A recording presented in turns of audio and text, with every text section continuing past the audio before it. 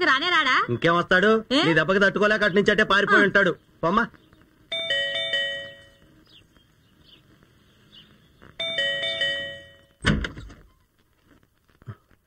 ధను, ధను, ఏంటమ్మా ఎవరు తలుపు తీరు? ధను, ఎక్కడికి వెళ్ళి ఉంటుంది?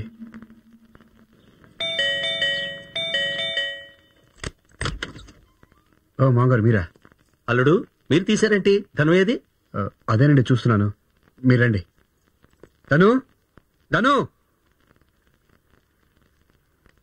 అల్లుడు గారు తలుపు తీయటం ఏంటండి? ధను ఏది? ఎక్కడో పనిలో ఉండి ఉంటుందిలే. అమ్మా నువ్వు వెళ్ళి స్నానం చేయి. అలాగే. ధను,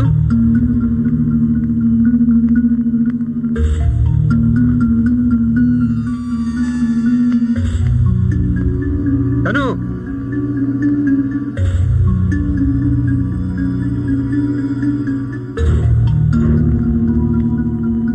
ధను, ధను, ధను. ఏమండి ఏమైంది?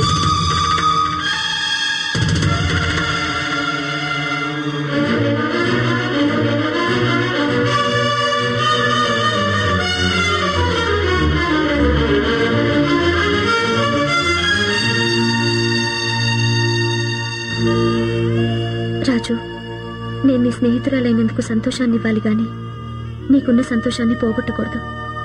భాను చాలా మంచిది, తెలివైంది. అనుమానానికి తావిచ్చేది ఏది భార్యాభర్తల మధ్య ఉండకూడదని ఆలోచించిందంటే అది నీ మీదున్న ప్రేమ. తన కళ్ళ కంటున్న కాపురాన్ని గాజులా చూసుకుంటుందని అర్థం. నిజం రాజు, ఈ చిన్న విషయాన్ని గుర్తించిన ఏ కాపురమైనా బాగుంటుంది. అలాంటి అమ్మాయి నీ భార్య కావటం నువ్వు చేసుకున్న అదృష్టం.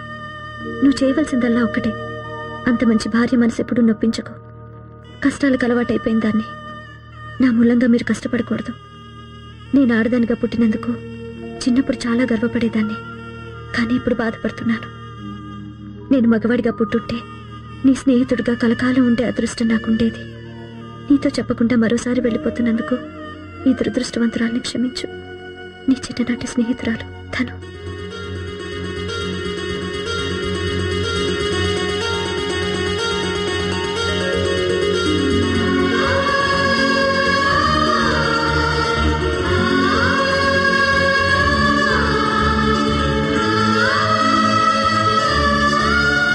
నన్ను క్షమించండి. ఈ స్నేహాన్ని అర్థం చేసుకోకుండా ధనుని మిమ్మల్ని చాలా బాధ పెట్టాను. ధను అనాథకు బ్రతకూడదు, మన ఇంట్లోనే ఉంటుంది. పదండి వెతుకుదా.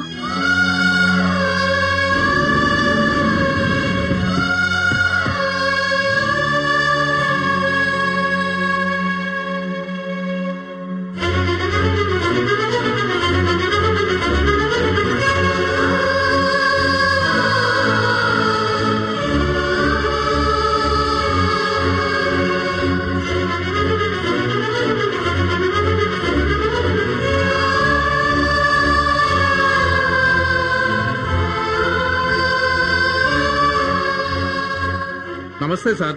నమస్తే. ఏంటి సార్ బాలుని అలా వదిలేశారు? మీరు? బాలు క్లాస్ టీచర్ని. మీరు బాలుని చూసారా? ఈ రోజే అనాథాశ్రమంలో చూశాను. అనాథాశ్రమంలోనా? అవునండి, నేను వారానికి ఒకసారి అక్కడికి పాఠాలు చెప్పడానికి వెళ్తూ ఉంటాను. ఆ పిల్లల్లో బాలుని చూశాను. ఇక్కడికి వచ్చావేంటో అని అడిగితే ఏమీ చెప్పడు. పాపం వాడిని చూస్తే చాలా బాధ కలిగిందండి. అనాథాశ్రమం ఎక్కడ ఉందండి?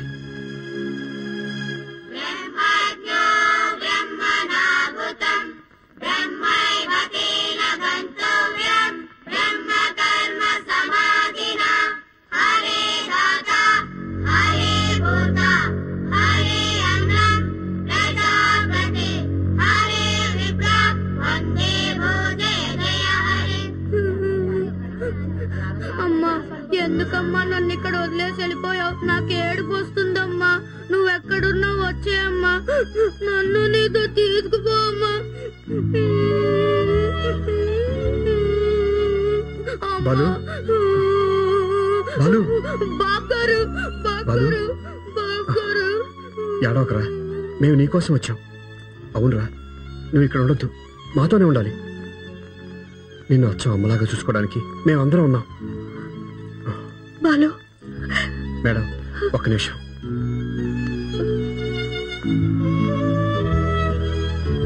లెటర్ ని బాబు జేబులో పెట్టి ఇక్కడే వదిలి వెళ్ళింది వాళ్ళమ్మ. ఇది చదివి అర్థం చేసుకుని బాబుని ఇక్కడ చేర్చుకున్నాం.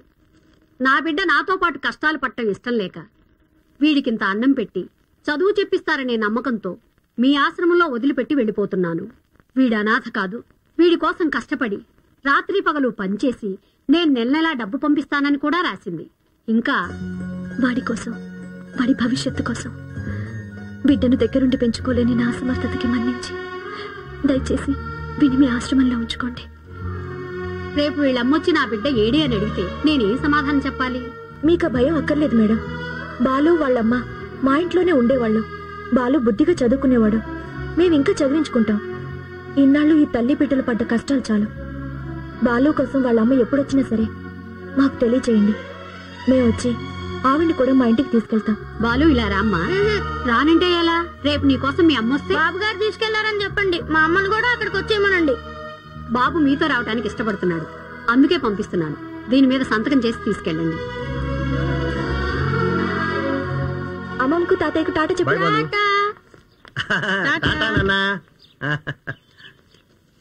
బాబు దొరికినట్టే ధను కూడా ఒకరోజు కనపడుతుందన్న ఆశతో ఇంకా వెతుకుతూనే ఉన్నాను. అమ్మ భాను, రేపు ఆ కుర్రాన్ని ఒకసారి తీసుకురా. నేను ఇంకా అతన్ని ప్రేమిస్తున్నానని చెప్పలేదు డాడీ. అర్థమైంది. కాబోయే మామగారిగా నేనే ఆ అబ్బాయితో నీ ప్రేమ సంగతి చెప్పి పెళ్లి ఫిక్స్ చేయాలి, అంతేనా? అంతే డాడీ. అలాగే.